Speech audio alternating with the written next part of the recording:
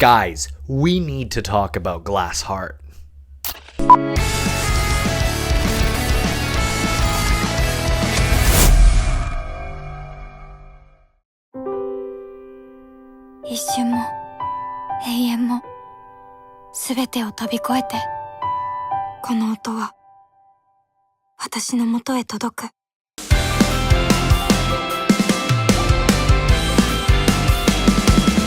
The series Glass Heart follows the fictional band Ten Blank and their rise to fame, led by a brilliant but reclusive musician, Naoki Fujitani, and featuring a talented drummer, Akane Saijo, who was previously ousted from her band.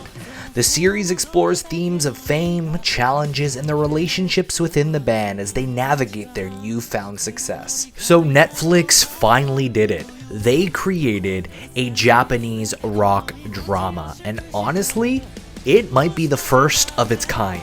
The show captures the world of J-rock in a way I've never seen before.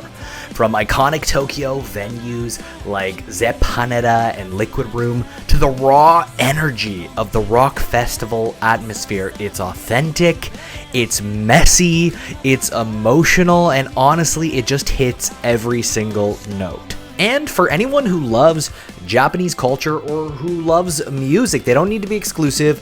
I really think that this show is for you. And that is because the themes are oh so strong in this one. The clash of creativity versus the business side of music, what it means to give your whole life to your art, and how fragile friendships can be when music is everything. And if that is not enough reason to check it out, this show was entirely produced by Takeru Sato. Yes, that is right, the lead actor in here. He didn't just start as Naoki. He produced, wrote, edited, acted, and played the lead character. That's insane! もっとその先にある景色をさ、4人で見に行こうよ。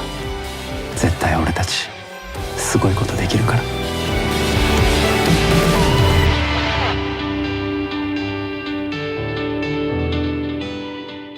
That is why I'm fully vouching for this show, Glass Heart. As a self-proclaimed J-rock nerd, I think you will honestly love this show. So go watch that and then come back to this video because we have so many spoilers to unpack.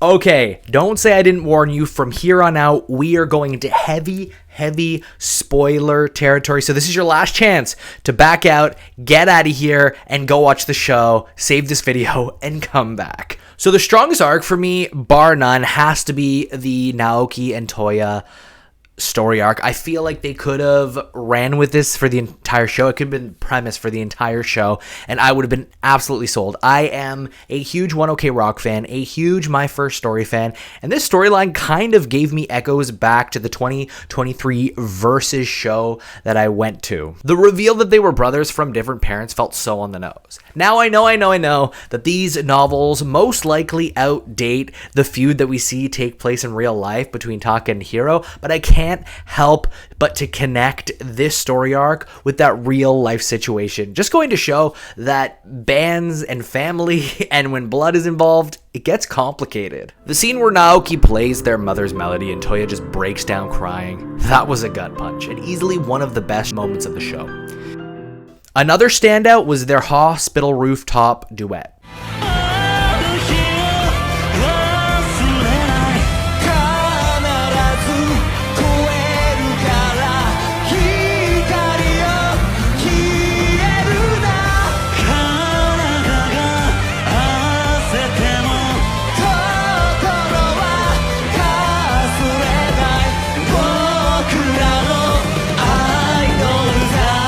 It's these emotional, music-driven moments that really make Glass Heart shine.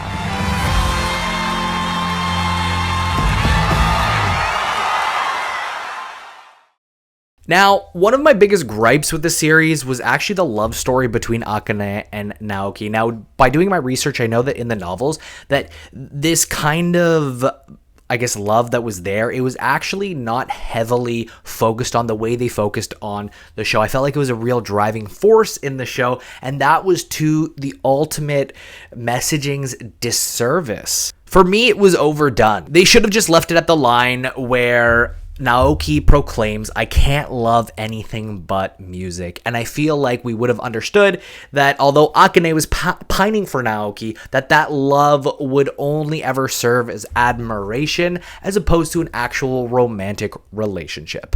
Now, it is a Netflix drama, and we have a lot of swooning teenage girls probably watching this, and so I feel like they have to have that element of a love story that pays off, which it does. If you were rooting for them, they end up claiming their love for each other in the show's penultimate moments. That said, for me, it just didn't quite land.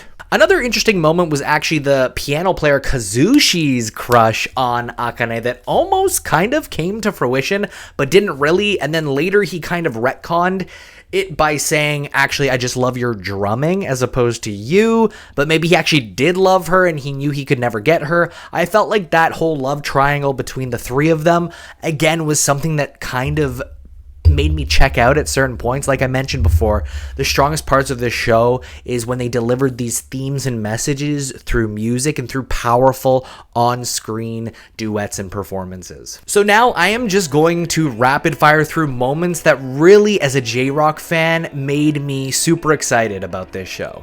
From episode 1, I was hooked instantly with how locked in Naoki was in composing. It really kind of showed me the passion that songwriters have for their craft. Akane taking off her shoes while drumming was really interesting and kind of reminded me like the late artist Sayuri or recently Mayu, who take off their shoes and kind of freeze up their performance.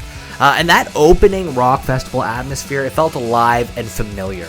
In episode 4, the campfire scene where they're singing First Love around the fire, that scene was absolutely amazing and honestly kind of a callback to Sato's role in the Netflix drama First Love. One of my favorite moments. Throughout the show, we got to take a look at real iconic venues like the Yaon, Liquid Room, Zepp Haneda, Saitama Super Arena, and more, and that was really cool for a J-Rock nerd like myself. Another really great moment was the frisbee scene where they're playing frisbee out in, I guess, like a baseball diamond or something. It was really, really cool and interesting, and these moments between characters were really the strong point and made me believe them as a band. By episode 10, any line that they could possibly put in this show hit with a lot of strength and heart, and I felt like I really truly understood the themes of the show. For example, hearing Naoki's quotes like, "Music is about what is inside of you," and music, love, and relationships are more beautiful because life is not promised. We are not promised tomorrow. I felt like those really land, and sometimes, honestly, the writing was very messy at parts, but ultimately, when the show put on these epic performances with amazing monologues, I felt like it really shined, and at the end of the day, the themes were so present. Performance-wise, Masaki Suda, Takero Sato, and Yu Miyazaki carried the show. Their chemistry, whether it was Akane and Naoki on the screen, or Toya and Akane, or Toya and Naoki, those were my favorite parts of the show, and honestly, I wish that was the entire show. These actors were absolutely amazing. They really embodied their characters. They were believable, and they are the reason why I stuck all the way through. Although, major spoiler alert, Naoki does have this tumor inside his brain, and we might not ever know what's going to happen with him. We might not ever get to see the continuation of Akane and Naoki's relationship. I'm okay with that. I'm actually someone who feels like the show stands well as a season 1, and I don't need a season 2. That said, it is very popular and is getting really great reception and a good community following in Japan and overseas, and so it is very likely they could get greenlit for a season 2. From my understanding, there is more source material from the original novels that could be adapted, and so it's possible we're gonna get it. If we do, fantastic. If we don't, also fantastic. And actually, the most amazing thing about this whole entire show is the behind the scenes. I've been absolutely obsessed with finding out as much information about how this show was made as possible, and here are some things that I found out. The show has been in production for 3 or 4 plus years. In those years, we've seen 40 original songs produced for the show, with contributions from Taka from 1OK Rock, Yojiro Noda from Radwimps, Yohei from Alexandros, and so many more artists. What's more is there were no stand-ins or doubles for any of the actors in the 10 Blank band. No, they were pure performances because each actor actually learned their respective instruments and brought that to life on the screen. And that's what makes Glass Heart really stand out, is the heart and soul that was put into it. Watching Takeru Sota really dive deep into the philosophy behind the show, getting involved in every aspect from scripting to music production to editing to just being an inspiration on the set, to really getting into his character Naoki by losing weight and becoming this eccentric musician is a joy to watch on screen and behind the scenes. And so I feel like this show is a lot bigger than just the surface level thing you see from episode 1 to 10. So yeah, Glass Heart isn't perfect. Sometimes the editing and pacing feels off, sometimes the romance feels forced, but this show truly captured the J-rock world in honestly a way that I haven't really seen done before. And that is why I believe that this show deserves all the praise that it is getting. So what did you think? What was your favorite part about Glass Heart? Was it the Akane scenes? Was it the love stories? Or was it the amazing emotionally driven performances? Please let me know in the comment section down below. I'd love to hear from you and have a conversation. Guys, until we meet again, I'm going to see you all in the next one.